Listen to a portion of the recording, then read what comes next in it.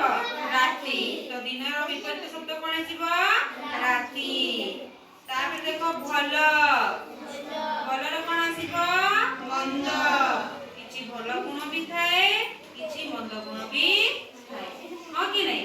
ଭଲ ଗୁଣ ଗୋଟେ କହିଲ କ'ଣ କହିଲ ଭଲ ଗୁଣ ଗୋଟେ କହ। ଆମେ ପ୍ରତିଦିନ ହାତ ଧୋଇ ଭାତ ଖାଇବା ହେଲା କ'ଣ କରିବା ହାତ ଧୋଇ ଭାତ ଖାଇବା। ମନ୍ଦ କାମ କ'ଣ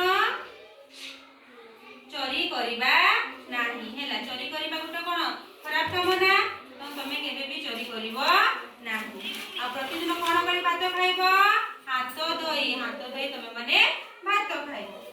ତାପରେ ଦୁଃଖର ବିପରୀତ ଶବ୍ଦ କ'ଣ ଆସିବ ସୁଖ। ଦୁଃଖ ପରେ କ'ଣ ଆସେ ରେ ସୁଖ ଆସିଥାଏ ହେଲା।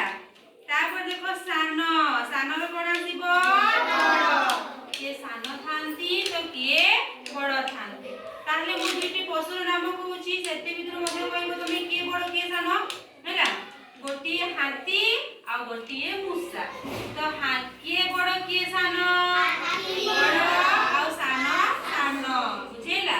ହାତୀ ବଡ଼ ଆସିବ ମୂଷା ସାନ। ତାହେଲେ ସାନ ବଡ଼ ଜାଣିଲ। ତାପରେ ଦେଖ ହସର ବିପରୀତ ଶବ୍ଦ କ'ଣ ଆସିବ କାନ୍ଦ। ହସ କେମିତି ହସନ୍ତି କାନ୍ଦ ଟିକେ ଦାନ୍ତ ଦେଖେଇଲ ହସଥାନ୍ତି କି ନାହିଁ ଟିକେ ଜୋର ପାଟିରେ ହସ। ଆଉ କେମିତି କାନ୍ଦିଥାନ୍ତି ହଁ କି ନାହିଁ ହସ ପରେ କାନ୍ଦ ଆସିଥାଏ। ତାପରେ ଦେଖ ବାଟର କ'ଣ ଆସିବ ଅବାଟ। ବାଟର କ'ଣ ଆସିବ ଅବାଟ। ତାପରେ ଆସିଲା କଠିନର ଆସିବ କ'ଣ ସହଜ। ଗୋଟିଏ କଠିନର ବିପରୀତ ଶବ୍ଦ ସହଜ। ତାପରେ ଆସିବ ଶାନ୍ତିର ବିପରୀତ ଶବ୍ଦ କ'ଣ ଆସିବ ଅଶାନ୍ତି ହେଲା। ଗୋଟେ ହେଲା ଶାନ୍ତି ଆଉ ବିପରୀତ ଶବ୍ଦ କ'ଣ ଆସିବ ଅଶାନ୍ତି। ତାପରେ ଆସିବ ଛୋଟ ବିପରୀତ ଶବ୍ଦ କ'ଣ ଆସିବ ବଡ଼ ହେଲା। ମୁଁ ଦୁଇଟି ଫଳର ନାମ କହିବି ସେଥି ଭିତରୁ କୋଉଟା ଛୋଟ କୋଉଟା ବଡ଼ କହିବ ହେଲା। ଗୋଟିଏ ହେଲା ତମର ଆମ୍ବ ହେଲା।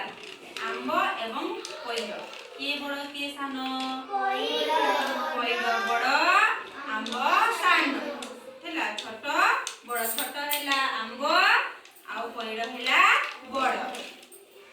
ତାପରେ ମତେ କହ 5 ଆଉ 10 ଭିତରେ କିଏ ବଡ଼ କିଏ ଛୋଟ 5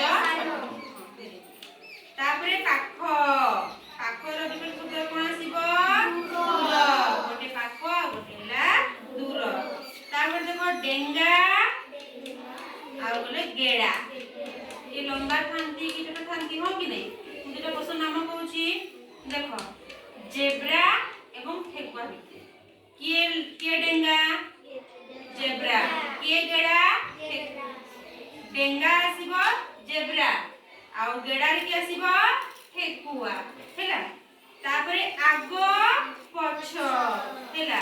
ଆଗ କ'ଣ ତମ ସାମ୍ନାଟା ପଛ କହିଲେ କ'ଣ ତମ ପଛଟା ହେଲା। ଆଉ ଥରେ ପଢିବା ଦିନ ରାତି ଭଲ